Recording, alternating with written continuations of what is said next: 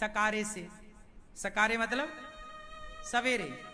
सवेरे निकल गए, दोपहर 12-1 बज रहा था, भूख लग गई चलते चलते और थक गए। एक पेड़ की छांव थी, सामने नदिया थी, नदी का किनारा था, पेड़ था, बैठे बोले यहाँ जरा अचार रोटी खाएं। नदी में जाके पांव धोए, हाथ धोए, कुल्ला किया, ठंडा किया शरीर को, थोड़ा पानी पिए और कमंडल में पानी भरा, छांव में आकर बैठे और रोटी अचार निकाले। तभी पता नहीं कहां से वहां एक गैया आ गई, गौ माता। गौ माता आई, बड़ी दुबली पतली, हड्डियां दिख रही हैं गाय की, आंखों से आंसू बह रहे हैं गाय के। वो गाड़ी आई, गैया आई और पंडित जी के पांव चाटने लग गई। गैया तो ऐसी होती है, आपको देख के आपके हाथ पांव चाटने लग जाती है, ये गाय का स्वभाव होता है। गैया आ गई, पंडित जी रोटी निकाल के बैठे ही थे, अचार रोटी, और गैया सामने खड़ी। पंडित जी को लगा कि मैं खाऊं, अरे गैया भूखी है, और वो भी ना बिल्कुल टुकुर टुकुर रोटी को देख रही थी। पंडित जी ने एक रोटी गाय को खवाई, और जब गाय को खवाई तो गाय उस रोटी को खाकर छोड़ा और एक्टिव हुई, पंडित जी के पास और आके वो सिर हिलाने लग गई और चाटने लग गई। पंडित जी को लगा इसकी भूख मिटी नहीं, दूसरी रोटी भी गाय को खवाई, फिर भी गाय वो सिर को आगे घुमा रही है और पंडित जी को चाटे जा रही है। तीसरी रोटी पंडित जी ने खवाई, आखिरी में चौथी भी खवाई, और जब चौथी रोटी खाई गाय तो हाथ चाट करके गैया वहां से विदा हो गई। गैया चली गई जंगल की तरफ। अब बचा पंडित जी के पास अचार केवल, तो अचार को चूसा पंडित जी ने, अचार लिया, चूसा अचार को और पानी पीकर अपनी थोड़ी थकावट उतारी, आराम किया। 10-20 मिनट फिर चले, कोई बात नहीं, गैया खा गई, कोई बात नहीं। पंडित जी चले, राजा के दरबार में पहुंचे। महाराज की जय हो। हाँ पंडित जी बताओ क्या चाहिए। महाराज मैं कुछ लेने नहीं आया, मैं अपना पुण्य बेचने आया हूं, मेरा पुण्य कोई आप खरीद लो, मेरे जो भी पुण्य हैं उनमें से कोई भी आप खरीद लो। राजा बोला अच्छा ठीक है, आप कौन सा पुण्य बेचना चाहेंगे। महाराज मैंने जो भी पुण्य किया हो आप देख लो। राजा की जो पत्नी थी बड़ी पतिव्रता थी, राजा पत्नी से गए मिलने, सुनो पंडित जी आए हैं, कह रहे हैं कोई पुण्य खरीद लो, जरा तुम देख के बताओ। कि राजा पत्नी से बोला, रानी से, कि तुम जरा देख कर बताओ कि पंडित जी का सबसे अच्छा पुण्य कौन सा है, जो अच्छा वाला हो वो अपन खरीद लेते हैं। ठीक है, पत्नी पतिव्रता थी तो वो पातिव्रत धर्म के बल पर सब जान जाती थी कि आपका पुण्य कितना है और पाप कितना है। उस शक्ति के बल पर पातिव्रत धर्म बड़ी चीज है। अब राजा पुण्य खरीदने वाला तो धर्मात्मा ही होगा, कोई पापी आदमी थोड़ी पुण्य खरीद सकता है। पंडितानी रानी ने कहा महाराज अभी अभी पंडित जी ने गाय को 4 रोटी खवाई, पूरे जिंदगी में पंडित जी ने सबसे अधिक पुण्य क्या किया। बोले गाय को 4 रोटी खवाई, वही सबसे अधिक पुण्य है, वही वाला पुण्य खरीदो। राजा गए, महाराज आपने अभी अभी गाय को 4 रोटियां खवाई हैं। पंडित जी बोले महाराज आपको कैसे पता, वहां तो कोई नहीं था, मेरी पत्नी सब जान गई। आप तो वो वाला पुण्य बेचना चाहो तो मैं ले लूं। हाँ हाँ ठीक है। पंडित जी बोले दोगे क्या। बोले आपकी जो रोटियां हैं, 4 रोटियों का जो वजन था उतने वजन का मैं सोना दूंगा आपको। अब तराजू बांधी गई एक पलड़े पर। देखो पहले ये बातें तब की हैं जब धर्म था, सत्य था। एक तराजू पर कहा गया कि पंडित जी का पुण्य जो भी है वह सारा पुण्य, इस 4 रोटियों का दान करने का सारा पुण्य इस पुष्प पर आ जाए, या तुलसी का पत्ता रख दिया, इस तुलसी के पत्ते पर सारा पुण्य आ जाए। ये रखा एक पलड़े पर तुलसी का पत्ता, मतलब वो गाय को खिलाने का पुण्य, 4 रोटी। अब दूसरे पलड़े पर राजा ने सोना रखा। सोना 4 रोटी कितने वजन की होती होंगी, है ना, 250 ग्राम और क्या होगा, अधिक से अधिक, क्यों, इतना भी नहीं होता। पर मान लो 250 ग्राम सोना रखा राजा ने, पर 250 ग्राम सोना रख करके भी ना वो तुलसी का पत्ता वाला पलड़ा भारी था। राजा को लगा पुण्य ज्यादा है, तो आधा किलो सोना रख दिया। फिर भी वो तुलसी का पत्ता भारी, क्योंकि उस पत्ते में सारा पुण्य था ना। इसलिए जब भागवत होती है ना, तो आपको आखिरी दिन भागवत जी का पुण्य जो है ना, वो श्रेयोदान होगा।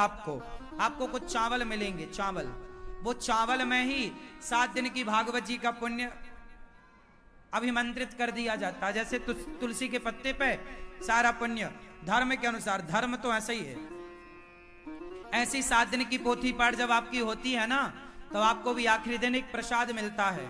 वो खाना होता है, ले जाके बच्चों को देना होता है, और घर में जहां पैसा रखते हो वहां रखना होता है। वो आपका पुण्य होता है, वही है पुण्य, तो उसे आप रखना। इसलिए भागवत जी की पोथी पाठ कराने वालों को वो प्रसाद मिलता है। तो आप भी अभी 26 तारीख से भागवत जी की पोथी पाठ आप भी करा सकते हैं। अब राजा ने 1 किलो सोना रखा, और सोना रखा 1 किलो, 2 किलो, 10 किलो, 50 किलो, सारी सभा हक्का बक्का रह गई। 50 किलो सोना, पर पंडित जी के पुण्य का पार ना पाया गया। तब राजा ने 100 किलो सोना रखा, फिर भी पलड़ा भारी। पंडित जी बोले मन में, हे भगवान, मेरे 4 रोटियों का पुण्य इतना था कि राजा उसे खरीद नहीं पा रहा है। राजा ने खजाने खुलवाए, सोना ले आओ, गाड़ियों में भर भर के लाया गया। तराजू रखी गई, बड़ी तराजू रखी गई, अब उसमें रखा गया। कई गाड़ियां सोना समा गया। पंडित जी बोले, महाराज तुम्हारा सोना तुम रखो, हमारी तुलसी हमें दे दो, अब हम नहीं बेचते अपना पुण्य। पंडित जी ने वो तुलसी का पत्ता खाया, चले पड़े। अरे महाराज रुको रुको रुको, राजा ने रानी को बुलाया, देवी आखिर पंडित जी ने 4 रोटियां। पंडित जी बोले, महाराज मैंने पहले भी गाय को कई रोटियां खवाई हैं, लेकिन सबसे भारी यही पुण्य। हाँ, क्यों? तब राजा की रानी ने बताया, जो बहुत बड़ी पतिव्रता थी, उन्होंने कहा, महाराज आपकी पूरी दौलत खत्म हो जाएगी, लेकिन आप इस 4 रोटी के पुण्य को खरीद नहीं सकते। क्यों? क्योंकि इनका पुण्य इतना है कि संसार में उसे कोई खरीदने की ताकत नहीं रख रहा, शक्ति नहीं है, इतना पुण्य। बोले 4 रोटी, तो हम तो रोज रोटी खवाते हैं गाय को। बोले नहीं, ये ब्राह्मण स्वयं भूखा था, ये ब्राह्मण स्वयं भूखा था, और रोटियां 4 थीं। ये चाहता तो 1 रोटी गाय को खवाता, 3 रोटियां खुद खा लेता, कह देता कि तू तो चारा भूसा खा ले। पर ब्राह्मण स्वयं भूखा होकर इन्होंने अपनी रोटी सारी की सारी, जो खुद भूखा रहकर दूसरों का पेट भरने की सोचता है, उसके पुण्य की बराबरी कोई राजा का धन नहीं कर सकता। यही है पुण्य। आप भूखे रहकर भी किसी को भोजन कराएं, ये पुण्य है साहब। इसलिए कहता हूं, इस धरती पे रोटी के पुण्य को कोई खरीद नहीं सकता। इसलिए आपसे कहता हूं कि गौरी गोपाल आश्रम में हम आपसे रोटी ही तो मांगते हैं कि आप थोड़ी, गौरी गोपाल आश्रम में जो संतों को भोजन बंटता है, फुटपाथ पर सोते हैं साधु, उन संतों को भोजन बंटता है। आप भी अपनी तरफ से रोटी संतों को अन्नदान करो, अन्न क्षेत्र बंटवाओ। आप भी, ये श्राद्ध पक्ष चल रहा, पितृपक्ष, अपनी माता पिता के नाम से रोटी अन्नदान। देखो गौरी गोपाल आश्रम में जब अन्न क्षेत्र चलता है, देखो ये लोग जिनके पांव नहीं है, किसी का हाथ नहीं है, किसी की आंख नहीं है, अंधे लंगड़े बहरे सारे लोग आकर भरपेट रोटी लेकर के जाते हैं, और ये सब लोग आपकी रोटी खाते हैं। जब अन्नदान आप करते हो तो आपको ही ना पुण्य मिलेगा। अब देखो ये साधु आए, ये खड़े भी नहीं हो सकते थे, पांव नहीं है इनके, और ये यहां से रोटी लेकर जा रहे हैं। तो यही तो सेवा है मानव जाति की। जब आप इन दीन दुखियों की सेवा करते हैं, आपकी रोटी जब ये खाएंगे, तो सोचो आपके इस पुण्य को कोई खरीद सकता है क्या? आपका ये पुण्य आपको मोक्ष भी दिलाएगा और संसार का सारा सुख दिलाएगा। इतना सा पुण्य बहुत है साहब, बस करने का भाव है तो 4 रोटियां भी बहुत है, 4 रोटियां भी बहुत है। इसलिए गौरी गोपाल आश्रम में संतों को अन्नदान होता है, जरूर बंटवाइए, अन्नदान कीजिए। गौरी गोपाल रसोई में हजारों भक्त भोजन पाते हैं, दीन दुख। राधे राधे आप सभी का, कैसे हैं आप? आई होप आप सब ठीक होंगे, स्वस्थ होंगे और इसी तरह से हमारी वीडियो को वॉच कर रहे होंगे। तो हर बार की तरह यही उम्मीद रखते हुए आपके सामने फिर से एक वीडियो लेके आ गए हैं। उम्मीद करते हैं आपको हमारी वीडियो अच्छी लगती होगी। वीडियो अच्छी लगती है तो प्लीज़ चैनल को सब्सक्राइब करके जाएँ और वीडियो पे एक प्यारा सा लाइक कर दें। साथ में ही राधे राधे लिखना ना भूलें। भगवान का नाम आप जितनी बार लेंगे उतना अच्छा है।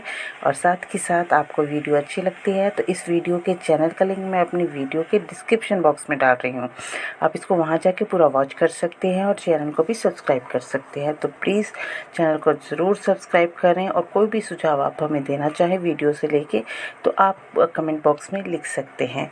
तो आपका यही प्यार हमारे पे बना रहे, हम यही उम्मीद रखते हैं आपसे।